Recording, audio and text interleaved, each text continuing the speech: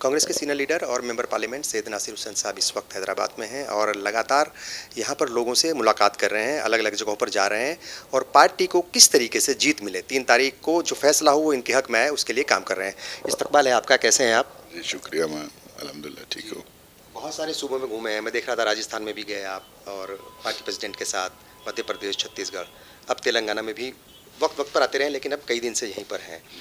Observation क्या है? पहला सवाल यही है। तो मुझे लगता है कि जिस तरह कर्नाटका में कांग्रेस की लहर चल रही थी और चुनाव हम लोग जीता, उसी तरीके की लहर यहाँ पे चल रही है। एकदम क्लियर वेव कांग्रेस पार्टी के हक में है और लोगों को लग रहा है कि ये 10 साल जो केसीआर की गवर्नमेंट थी, ये जितने भी इन्होंने वायदे किए थे उसमें किसी पे खरा नहीं उतरे, कोई भी वायदा पूरा नहीं किए। करप्शन हर प्रोजेक्ट में, हर केस में करप्शन पे करप्शन चलता रहा है यहाँ पे। और जिसलिए तेलंगाना बनाया गया था और वो जो ख्वाब थे यहाँ के लोगों के, और कांग्रेस पार्टी की अध्यक्ष श्रीमती सोनिया गांधी जी और उस टाइम के प्राइम मिनिस्टर मनमोहन सिंह जी मिलके जो तेलंगाना के लोगों को तेलंगाना दिए थे, तो वो काम कुछ हुआ नहीं यहाँ पे। तो इसलिए आवाम को लग रहा है कि तेलंगाना होने का फ़ायदा जो होना था लोगों को, तो बिल्कुल फ़ायदा नहीं पहुँचा। तो ये सरकार को हटाना है और कांग्रेस पार्टी को यहाँ पे जिताना है। तो इसीलिए हम लोगों ने कैंपेन भी इसी तरीके का किया। हम इनके नाकामी में जो थे, इनके जो फेलियर्स थे उसको हाईलाइट किए, करप्शन को हाईलाइट किए। हमारे गारंटीज, हमारे डिक्लेरेशन, हमारा मैनिफेस्टो है, इसको पूरी तरह से उसका प्रचार हम लोगों ने किया, जिसका फ़ायदा हमें हो रहा है। जी, आपने कहा जो उसका प्रचार प्रसार की बात है और जो एक तरीका है आप लोगों का करने का, वो उसमें बहुत ज़्यादा बदलाव देखा है इस बार। तो ये स्ट्रेटजी जो है, ये बिल्कुल मेरा ख्याल कि जो पूरी टीम बनी होगी, पूरा अलग ही तरीके की स्ट्रेटजी दिख रही है। और आप लोग ऐसा कह रहे हैं कि जो मैनेजमेंट है, जो पूरा सिस्टम है, वो बीजेपी को देख करके कहीं ना कहीं उसमें झलक दिखती है। तो ये क्या कहेंगे इसको आप? चूंकि मतलब मैनेजमेंट बड़ा तगड़ा दिख रहा है इस बार, देखिए बहुत ही एग्रेशन के साथ आप मैदान में उतरे। देखिए 50 के, 60 के, 70 के दशक में जो चुनाव होते थे, उसके बाद 80, 90, 2000 के दशक में जो चुनाव होते थे, उसमें उनका ज़मीन आसमान का फ़र्क होता था।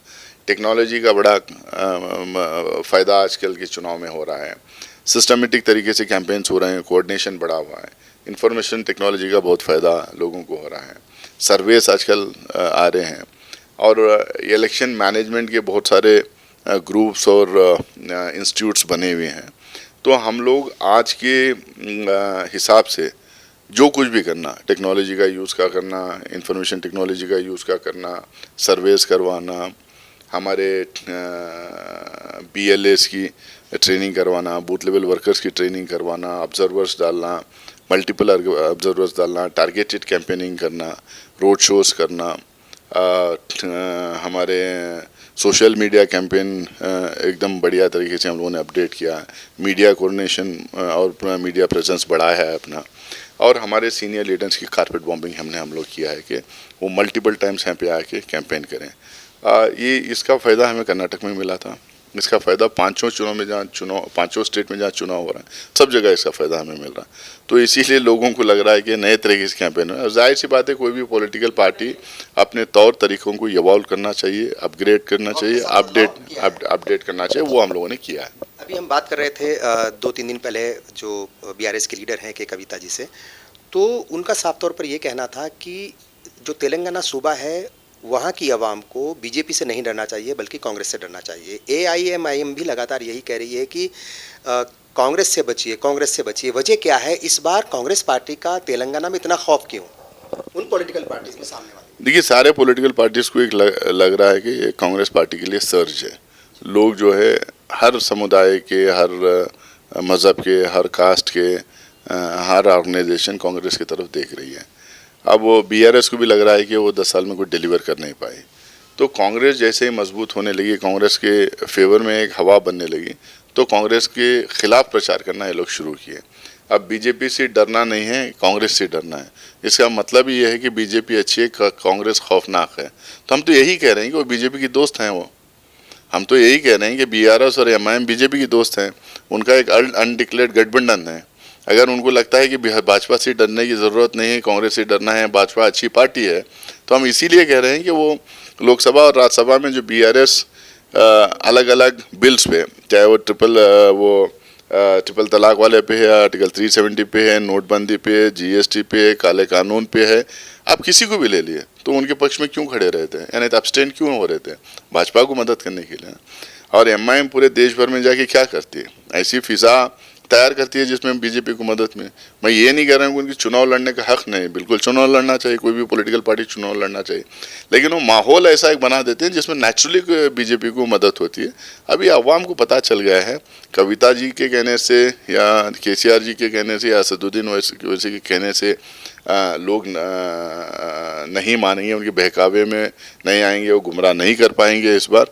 और लोग समझ रहे हैं कि कौन सी पार्टी किसके खिलाफ लड़ी है, कौन देश को, संविधान को, हमारी जमहूरियत को बचाने की लड़ाई लड़ रहे हैं, कौन भाजपा और आरएसएस और संघ परिवार के खिलाफ खड़े रहे हैं, कौन भारत जोड़ो यात्रा निकाल रहे हैं, कौन लोगों को जोड़ने का और ये करने का काम कर रहे हैं। भारत जोड़ो यात्रा से मुझे याद आया कि चूंकि वो तमाम सूबों में, ख़ासतौर से जो है साउथ में, और वो यहाँ से भी गुजरी थी, राहुल गांधी को बहुत पॉपुलैरिटी उससे मिली थी, उसका असर कितना दिख रहा है? और क्या लोगों के अंदर, मतलब वो जो याददाश्त है ना, कहते हैं कि थोड़ी कमज़ोर होती है लोगों की, क्या याद है वो सब कुछ? और उसका जो है असर दिख रहा है? बिल्कुल याद है, बिल्कुल लोगों को लग रहा है कि कांग्रेस पार्टी देश जोड़ने के लिए, लोगों को जोड़ने के लिए, दिलों से दिलों जोड़ने के लिए काम कर रही हैं। जहाँ पे भी हम लोग कैंपेन में जाते हैं, जैसे भारत जोड़ो यात्रा की याद दिलाते हैं, राहुल गांधी जी की का नाम लेते हैं, तो जिस तरीके के तालियां बजती हैं, जिस तरीके के लोग रिस्पॉन्ड करते हैं, इससे एकदम साफ है कि जो है देश की अवाम भारत जोड़ने के लिए एक कदम आगे चलना चाहती है,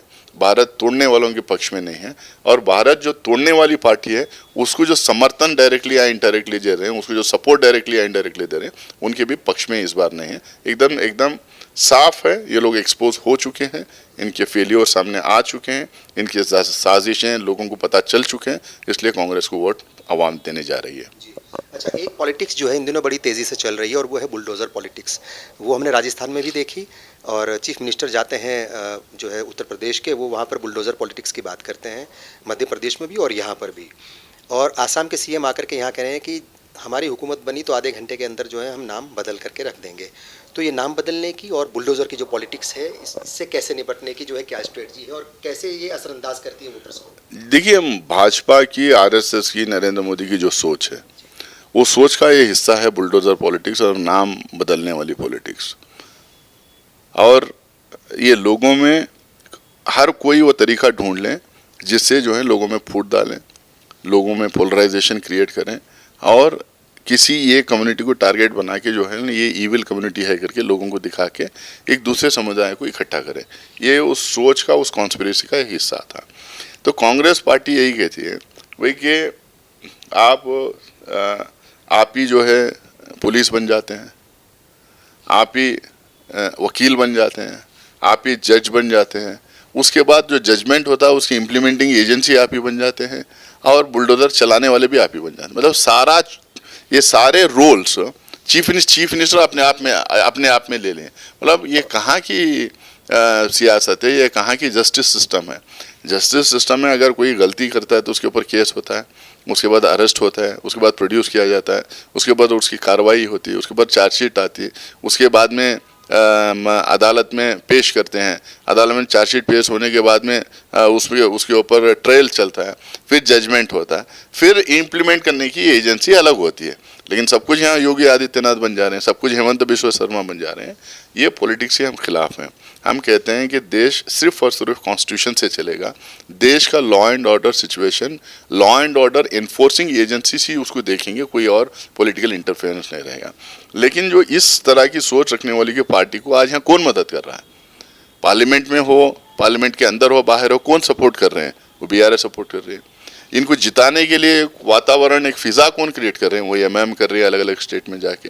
तो हम लोग को हर वो ताकत जो भाजपा के खिलाफ और भाजपा की सोच के खिलाफ खड़ी हुई है, उसको यही खोना पड़ेगा। इसीलिए हम लोगों ने इंडिया अलायंस हम लोगों ने शुरू किया, जिसमें 26 पार्टियां आए और इंशाल्लाह और पार्टियां उसमें ज्वाइन करेंगे। ये पार्टियां जो भाजपा के को डायरेक्टली इनडायरेक्टली सपोर्ट कर रहे हैं, वो एक्सपोज हो चुके हैं। हमारी सरकार जैसे ही आएगी और जिन जिन स्टेट में आएगी, वहाँ रूल ऑफ लॉ रहेगा, वहाँ कॉन्स्टिट्यूशन का रूल रहेगा, किसी एक पार्टी की या किसी एक एजेंसी की, किसी एक आदमी का रूल नहीं रहेगा। ठीक है, एक आखिरी सवाल यही, इंडिया अलायंस की बात हो रही है, और 3 तारीख को रिजल्ट्स आ जाएंगे। जो रिजल्ट आएंगे उनका असर इंडिया अलायंस पर कितना पड़ेगा, क्योंकि कुछ नाराज़गी देखी थी हमने नीतीश कुमार की तरफ से और कुछ नाराज़गी देखी थी उत्तर प्रदेश के जो साबिक वज़ीर आला हैं उनकी तरफ से। तो वो जो नाराज़गी है वो दूर करने की कोशिश की गई थी। शायद जो है अपने पार्टी प्रेसिडेंट उन्होंने बात भी की थी नीतीश कुमार जी से, और हो सकता है कि उनको भी कॉल करें या बात करें, ऐसी कुछ बात हुई थी। तो अलायंस के ऊपर कितना असर पड़ने वाला है 3 तारीख के बाद? देखो एक तो जो मतलब नीतीश कुमार जी का पूरा बयान आप देखिए, उन्होंने शुरुआत में ये कहा कि हम लोग सब बिजी हैं 5 स्टेट के इलेक्शन में। आखिर में उन्होंने ये भी किया कि चुनाव जैसे हो जाएगा बातचीत सबसे हो जाएगी और इंडिया अलायंस आगे बढ़ेगा। और जाहिर सी बात है 5 स्टेट में चुनाव हो रहा है, कांग्रेस के स्टेक्स बहुत हाई हैं वहाँ पे। भाजपा को हराना और भाजपा के जो साथ दे रहे हैं वो पार्टियों को हराना, ये हमारा लक्ष्य था। अब ये सेमीफाइनल के तौर पे लोग इसको देख रहे हैं, आने वाले फाइनल्स के लोग पे 2024 को देख रहे हैं।